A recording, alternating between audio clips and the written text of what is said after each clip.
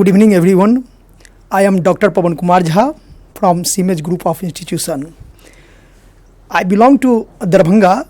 I have done PhD from Magad University in July 2014. और जहाँ तक एक्सपीरियंस की बात होगी तो लगभग more than 20 year experience, teaching experience मेरे पास में है। और मेरा रिसर्च अभी भी चल ही रहा है। बहुत सारे पेपर में हम रिसर्च भी करते हैं और पब्लिश्ड भी किए हुए हैं बहुत सारे पेपर। तो लगभग बच्चे को पढ़ाना एक प्रकार का मेरे लिए एक शौक़ की बात है, पैसन है मेरा पढ़ाना, और बहुत मन लगता है मुझे पढ़ाने में।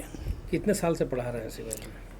सीमेज में लगभग 10 साल लगभग मुझे हो गया है सीमेज में पढ़ाते हुए। आप किन छात्रों को पढ़ाते हैं? हम बेसिकली मैनेजमेंट के स्टूडेंट को पढ़ाते हैं, क्योंकि मेरा जो बैकग्राउंड है वो फाइनेंस है, टैक्सेशन है, उसमें अकाउंटिंग हो गया, बेसिक भी आप इसमें ले सकते हैं, बहुत सारा, मतलब जीरो से लेकर के और लास्ट तक जो है सो हम बच्चे को टीच करते हैं।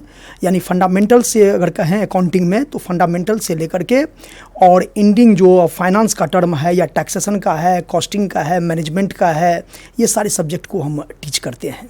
इन कोर्स की वर्तमान में या आने वाले समय में क्या उपयोगिता है?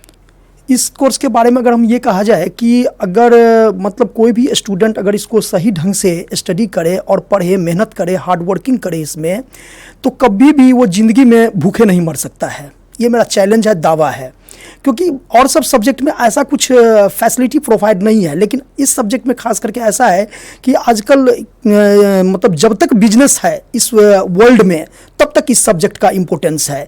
और हम सभी को ही जानते हैं कि बिजनेस के बिना मनुष्य जो है सो अधूरा है। प्रोफेशन भी कह सकते हैं, प्रोफेशन में भी इसका यूज होता है। तो अकाउंटिंग का ईच एंड एवरी सेक्टर, चाहे वो ट्रेडिंग ऑर्गेनाइजेशन हो या चाहे नॉन ट्रेडिंग ऑर्गेनाइजेशन हो, सभी प्रकार के ऑर्गेनाइजेशन में इसकी आवश्यकता है। तो इस सब्जेक्ट के आधार पर बच्चे अपने आप को एक अपना बिल्ड कैरियर तैयार कर सकता है, अच्छा भविष्य का निर्माण कर सकता है।